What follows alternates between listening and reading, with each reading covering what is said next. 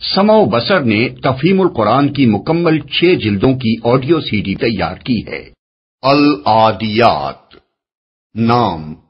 پہلے ہی لفظ العادیات کو اس کا نام قرار دیا گیا ہے۔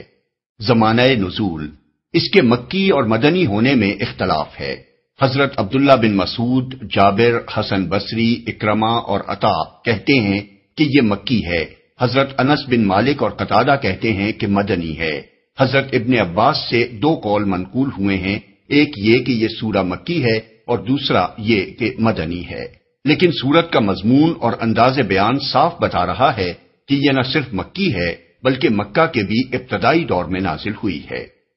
موضوع اور مضمون،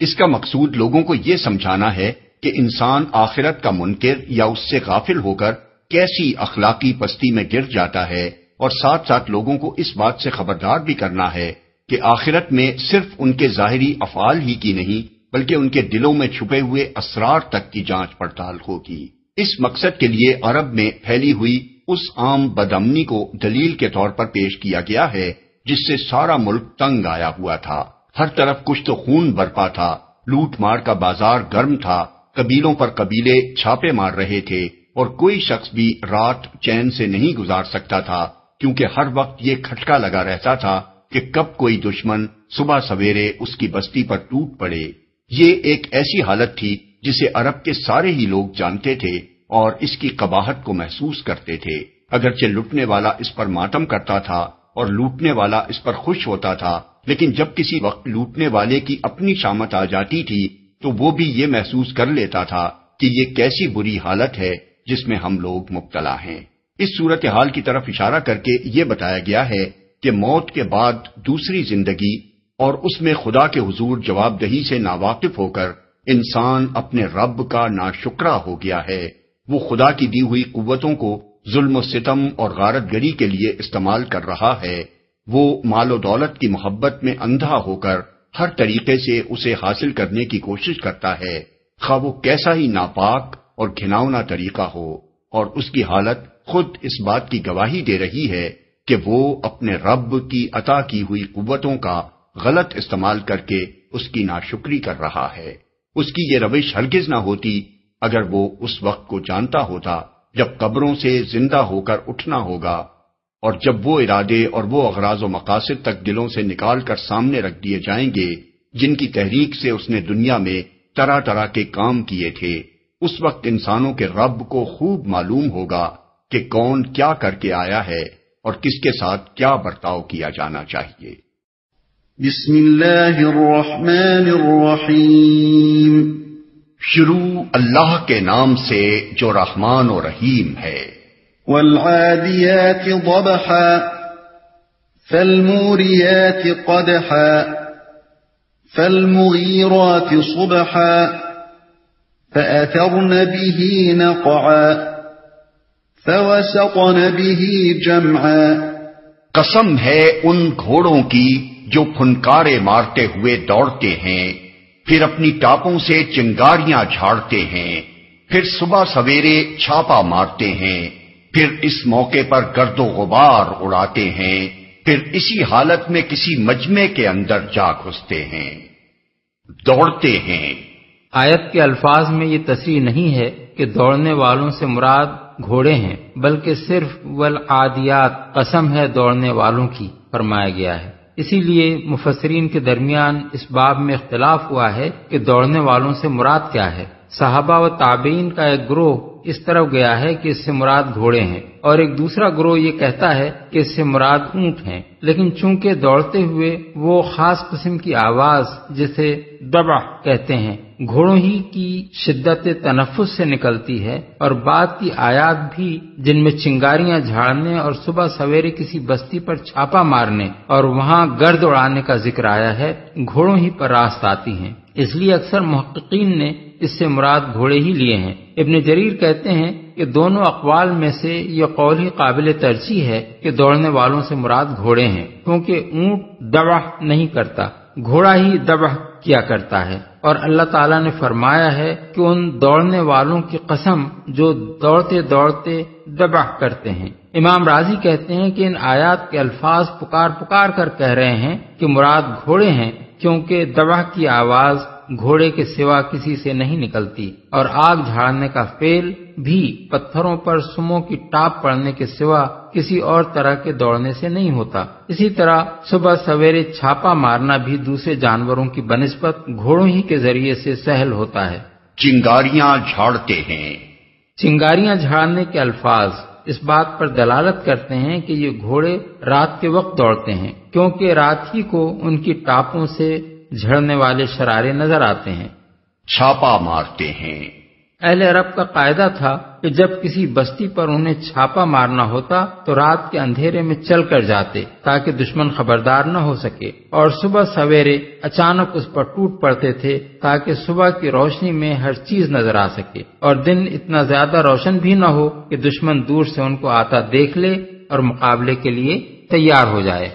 ان الانسان لربه لکنود وانه على ذلك لشهيد وانه لحب الخير لشديد۔ حقیقت یہ ہے کہ انسان اپنے رب کا بڑا ناشکرا ہے، اور وہ خود اس پر گواہ ہے، اور وہ مال و دولت کی محبت میں بری طرح مبتلا ہے، بڑا ناشکرا ہے۔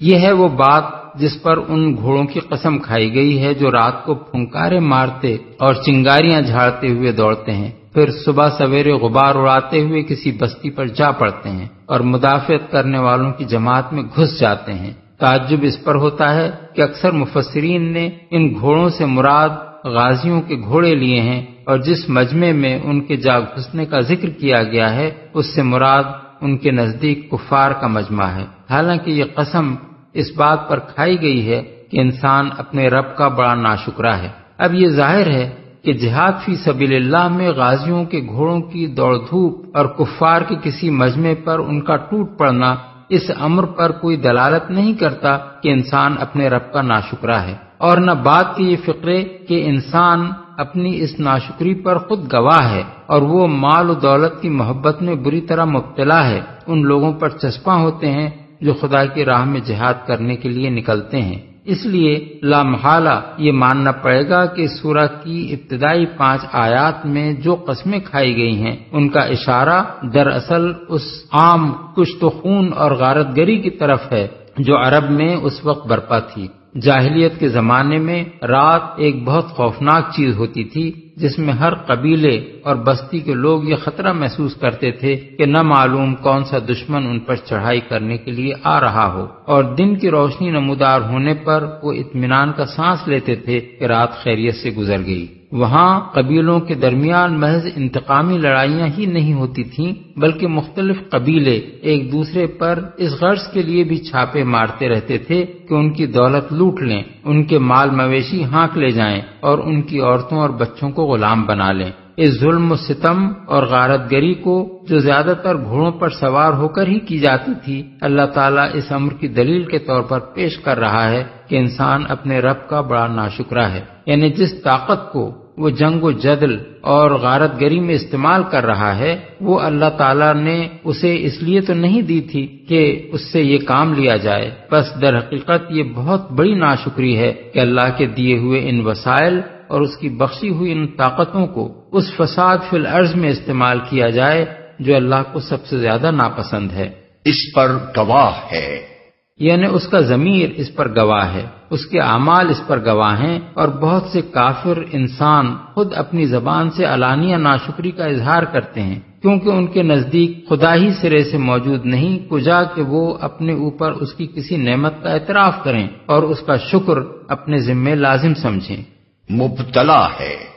اصل الفاظ ہیں وَإِنَّهُ لِحُبِّ الْخَيْرِ لَشَدِيدٌ۔ اس فقرے کا لفظی ترجمہ یہ ہوگا کہ وہ خیر کی محبت میں بہت سخت ہے، لیکن عربی زبان میں خیر کا لفظ نیکی اور بھلائی کے لیے مخصوص نہیں ہے بلکہ مال و دولت کے لیے بھی استعمال ہوتا ہے۔ چنانچہ سورہ بقرہ آیت 180 میں خیر بمعنی مال و دولت ہی استعمال ہوا ہے۔ یہ بات کلام کے موقع و محل سے معلوم ہوتی ہے کہ کہاں خیر کا لفظ نیکی کے معنی میں ہے اور کہاں مال و دولت کے معنی میں۔ اس آیت کے سیاق و سباق سے خود ہی یہ ظاہر ہو رہا ہے کہ اس میں خیر مال و دولت کے معنی میں ہے، نہ کہ بھلائی اور نیکی کے معنی میں، کیونکہ جو انسان اپنے رب کا ناشکرا ہے اور اپنے طرز عمل سے خود اپنی ناشکری پر شہادت دے رہا ہے، اس کے بارے میں یہ نہیں کہا جا سکتا کہ وہ نیکی اور بھلائی کی محبت میں بہت سخت ہے۔ افلا يعلم اذا بعثر ما في القبور وحصل ما في الصدور ان ربهم بهم يومئذ لخبير۔ تو کیا وہ اس وقت کو نہیں جانتا جب قبروں میں جو کچھ مدفون ہے اسے نکال لیا جائے گا اور سینوں میں جو کچھ مخفی ہے اسے برآمد کر کے اس کی جانچ پڑتال کی جائے گی۔ یقیناً ان کا رب اس روز ان سے خوب باخبر ہوگا۔ نکال لیا جائے گا یعنی مرے ہوئے انسان جہاں جس حالت میں بھی پڑے ہوں گے وہاں سے ان کو نکال کر زندہ انسانوں کی شکل میں اٹھایا جائے گا، جانچ پڑتال کی جائے گی۔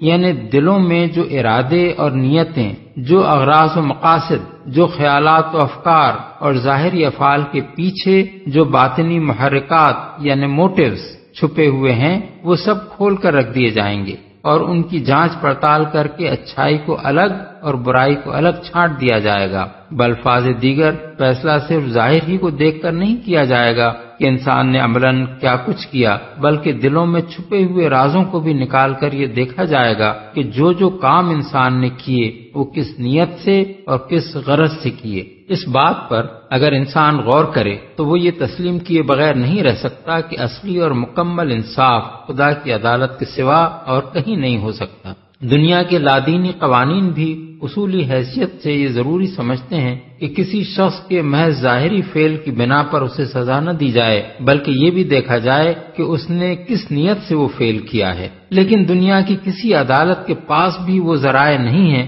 جن سے وہ نیت کی